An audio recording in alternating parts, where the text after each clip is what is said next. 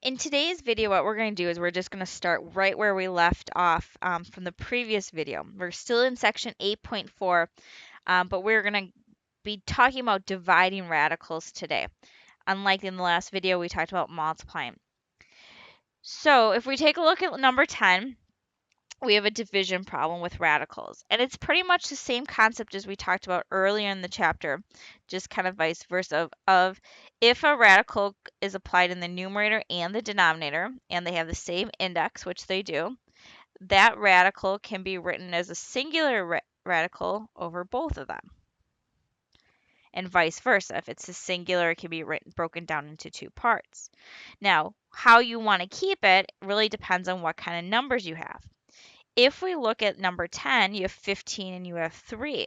So it would be a better idea to think about it as a singular radical because you know that 15 divided by 3, this part right here, would give you 5. So that can simplify to square root of 5. And since square root of 5 is prime, it doesn't have any perfect squares that go into it, that's going to be your final answer. The same thing can be said for number 11. We have the square root of 90 over 2. And hopefully what you'll recognize is that 2 can go into 90, so I'm going to think about it as one entire radical. And I'll simplify the 90 and the 2 since they have the same index, and it will become the square root of 45. Hopefully what you also should recognize is the square root of 45 has a perfect square in it, which is 9. And goes in 5 times. So I can break that down into square root of 9 and square root of 5. Square root of 9 becomes 3, and then I can drop down the square root of 5, which is prime, so it won't reduce. So this simplifies to 3 square root of 5. Now, if we look at number 12 is a little bit different because if you think about the numbers 7 and 20, you'll notice they don't divide easily into each other or simplify. So it wouldn't help putting it all under one radical. So what we will do is we'll reduce each one individually. 7 can't be reduced, but 20 can be reduced into or simplified into 4 and 5, which becomes 2 square root of 5. And then you'll still notice that 7 and 5 can't divide into each other, which is fine. But there is one problem with this. We have a square root in the denominator. And this is a problem. What you have to do, or what we're going to do, is something called rationalizing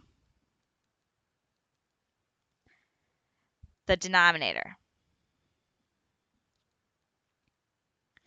And again, this is important because anytime you see a square root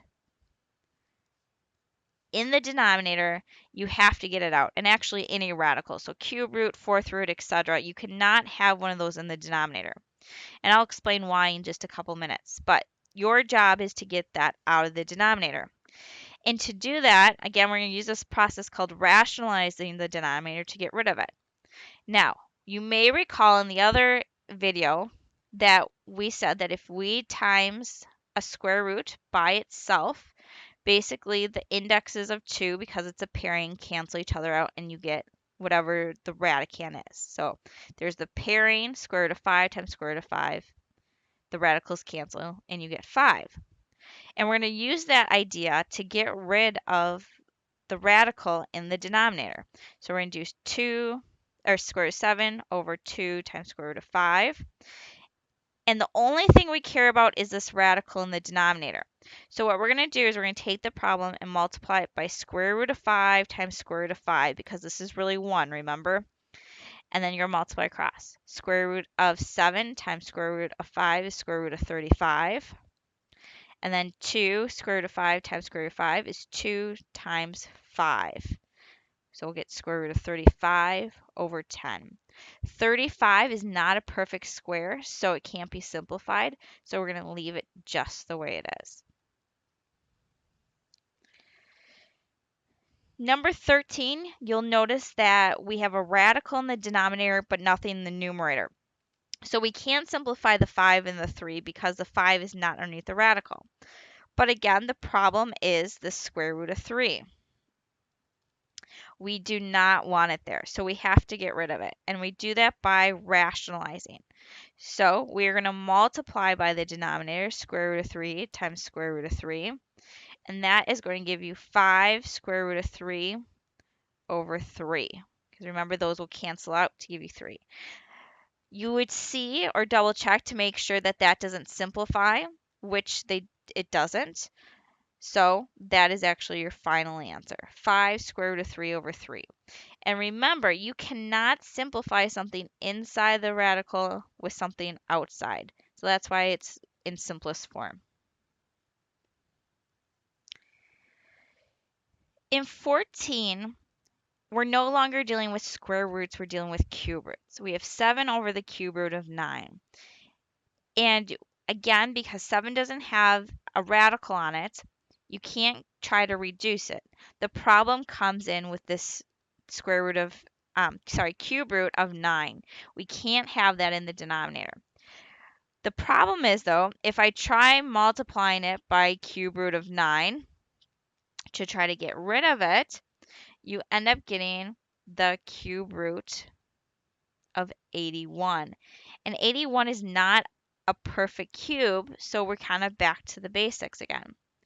So one thing you can do, and you need to kind of think of it this way, is that we're dealing with a cube, so that means we're looking for the triple. So I'm going to keep 7, and I'm going to break down 9 into its prime factorization, 3 times 3. And you got to think to yourself, what else do I need to complete this triple right here? Well, I would need one more 3 to complete the triple. So I'm going to add one more 3, and you get 7 cube root of 3 over now 1, 2, 3 cube root of 3 times 3 times 3. There's your triple, so that's really 3. So we have 7 cube root of 3 over 3.